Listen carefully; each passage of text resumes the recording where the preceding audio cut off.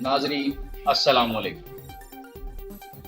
बैरून मुल्क जो नैरेटिव बनाना है या जो ताल्लुकात हैं या एम्बेसडर हैं या उनकी एम्बेसी से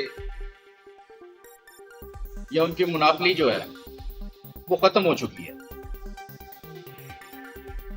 और वहाँ पर रहने वाले जो पाकिस्तानी हैं उनके हाथों में आ चुकी है और वो भी हमारा एसेड है। बजाय इसके कि आप नौजवानों को यहाँ पर अपना मद्दे मुकाबिल समझते हैं, आप नौजवानों को अपना एसेड नहीं समझते, अपना मुखालिफ समझते हैं। आइए नाज़रीन चलते हैं प्रोग्राम।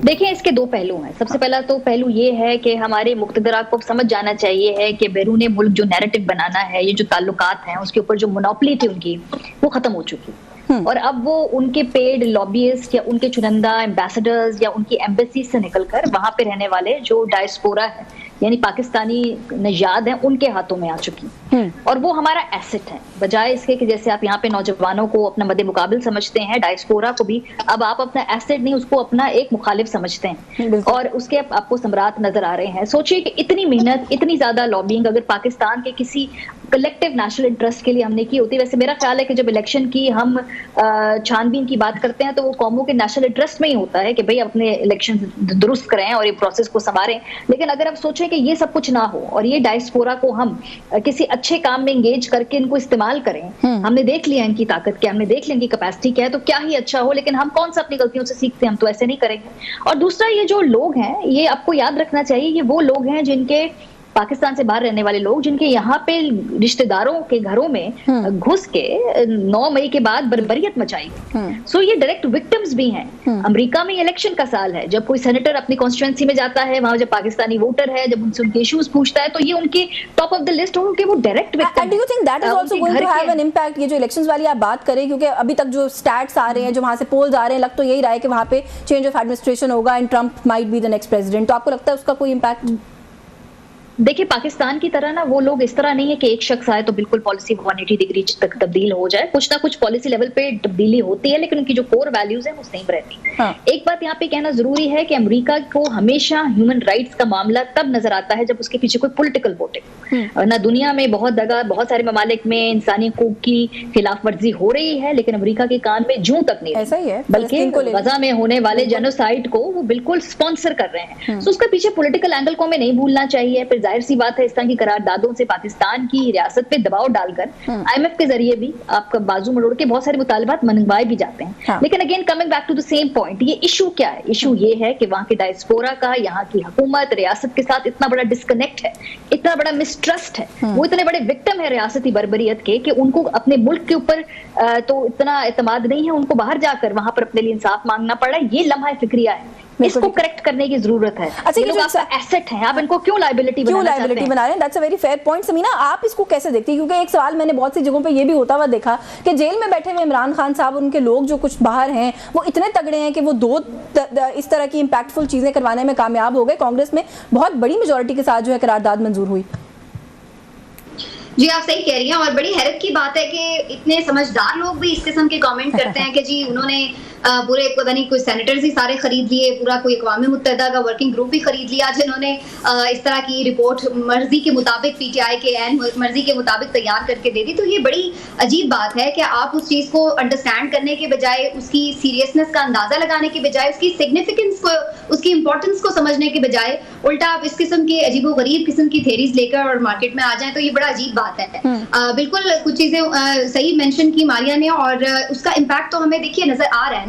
जब हम ये बात करते हैं कि पिछले अब बहुत से लोग आजकल ये बात कर रहे हैं कि जी 100 डेज की परफॉर्मेंस, ये वो 100 डेज नहीं है भाई, ये लोग 2.5 साल से हैं। मत भूलिए कि 16 महीने पहले भी इनकी गवर्नमेंट थी और उसके बाद जो केयर टेकर सेटअप था वो भी उसी का ही कंटिन्यूएशन था और उसके बाद फिर दोबारा ये आ गए। तो अब तक जो आप इनकी परफॉर्मेंस इवेलुएट करें तो वो 2.5 साल की परफॉर्मेंस इवेलुएट करें और अब आप देख लीजिए कि इस 2.5 साल में इन्होंने क्या करके दिया है। नहीं, वैसे कर देना इवेलुएट समीना परफॉर्मेंस को। बता तारड़ साहब गिला कर रहे हैं, वो कहते हैं जी हमने इतनी अच्छी माशी पॉलिसीज दी हैं, कोई सराहता ही नहीं है। जी बिल्कुल। आज आप देख लें कि इनके अपने जो बहुत सपोर्टर्स हैं, आप इनका अपना सोशल मीडिया विंग देख लें जो आज रिपोर्ट कर रहा है इसके ऊपर, बजट के ऊपर जिस तरह से बात हो रही है, तो इनको खुद ही पता चल जाएगा। इनके चलिए उनको भी आप छोड़िए, इनके अपने लीगी एमएनएस वगैरह से आप बात करके देख लें, वो तक भी बोले हैं इनके खिलाफ। तो ये इनकी माशी पॉलिसीज थी कि जिनको 150 रुपए का पेट्रोल महंगा लगता था, लेकिन 260-70 रुपए का पेट्रोल जो कि आगे और भी बढ़ सकता है वो इनको सस्ता लगता है। अगर ये इनकी माशी पॉलिसी है कि इनको 18 रुपए का बिजली का यूनिट महंगा लगता था, लेकिन इनको लगता है कि हम 60-70 रुपए पे बिजली का यूनिट ले जाएंगे, तो वो बहुत अच्छी माशी पॉलिसी है। अगर ये इनको लगता है कि जी किसान से आप गंदम ना खरीदें, उसका गला दबा दें, तो ये इनकी बड़ी जबरदस्त माशी पॉलिसी है। तो इसके साथ तो आगे आपको चंद महीनों में नजर आना शुरू हो जाएंगे।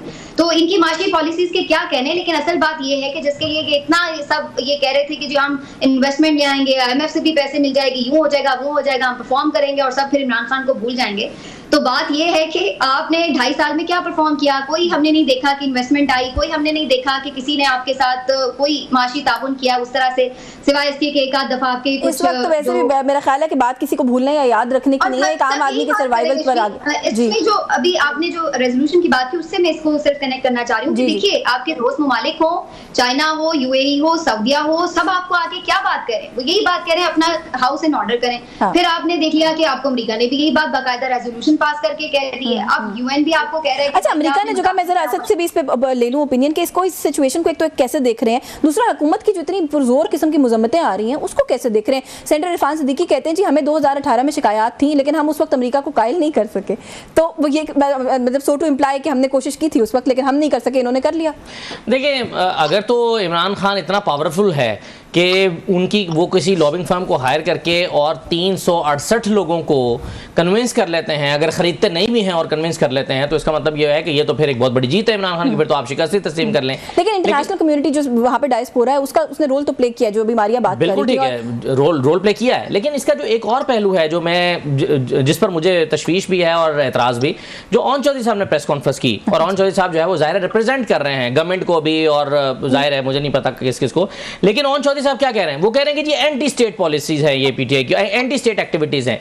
उनका कहने का मतलब यह है कि अक़वाम मुत्तहिदा को शिकायत करना या खत लिखना कि पाकिस्तान में इलेक्शन ठीक नहीं हुए, या पाकिस्तान में जो इमरान खान को सजा हुई है उसके कानूनी तकाजे पूरे नहीं किए गए, उसमें सुकम मौजूद है, और वाकई वो एवेल्युएट करके इस नतीजे पर पहुंचे कि हाँ जो सजा इमरान खान को हुई हैं, सजाएं हुई हैं, उसमें कानूनी सुकम है, और वो हुकूमत पाकिस्तान का मौक़िफ़ भी लेना चाहें और हुकूमत पाकिस्तान उस पर अपना मौक़िफ़ ना दे, तो मुझे इस पूरी एक्टिविटी में एंटी स्टेट एलिमेंट कहां से नजर आ रहा है? स्टेट बेशक चले, आई एग्री, मैं खुद ये सवाल 2-3 दिन से कर रही हूँ, बट एक नुकता तो इसके अंदर है ना कि हमारे इंटरनल अफेयर्स में अगर साइफर की सूरत में मुदाखलत हो तो गलत है, तो फिर इस तरह की करारदादें भी गलत है, फिर हमारा इंटरनल मसला हमें खुद हल कर लेना चाहिए। इंटरनल मसला हम क्यों किसी का भी इस तरह का कोई चीज एक्सेप्ट करें? मुझे ये बताइए कि एक शख्स जिसको आप इद्दत जैसे घटिया केसेस में उठा के अंदर डाल दें, शर्मनाक चीज कोई और एक आपके मुल्क का वजीर ये कहे कि अगर अदालत इनको छोड़ भी देगी तो हम इनको बाहर नहीं आने देंगे, इसका मतलब है कि फिर लड़ाई जो है वो यहाँ पर तो मसला हल नहीं हो पा रहा, ना बातचीत हो रही है, ना उसके केसेस से कुछ हो रहा है, ना अदालतों के ऊपर अलग दबाव है, फिर वो क्या करेगा? फिर वो अपनी आवाज़ को इंटरनेशनल लेवल पर उठाने की कोशिश करेगा।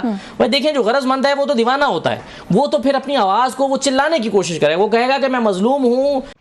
नाजरीन, आज आप देख लें इनके जो अपने सपोर्टर हैं, इनका अपना सोशल मीडिया विंग देख लें जो आज बजट के ऊपर रिपोर्ट कर रहा है, और बजट पर जिस तरह से बात हो रही है तो उनको खुद ही पता चल जाएगा। इनको भी आप छोड़िए, इनके अपने लीगी MNA से बात करके देखिए, वो तक भी बोले हैं। उनके खिलाफ तो नाज़रीन आपकी क्या राय है कमेंट में जरूर बताइएगा। अगली वीडियो में मिलते हैं। खुदा हाफिज़।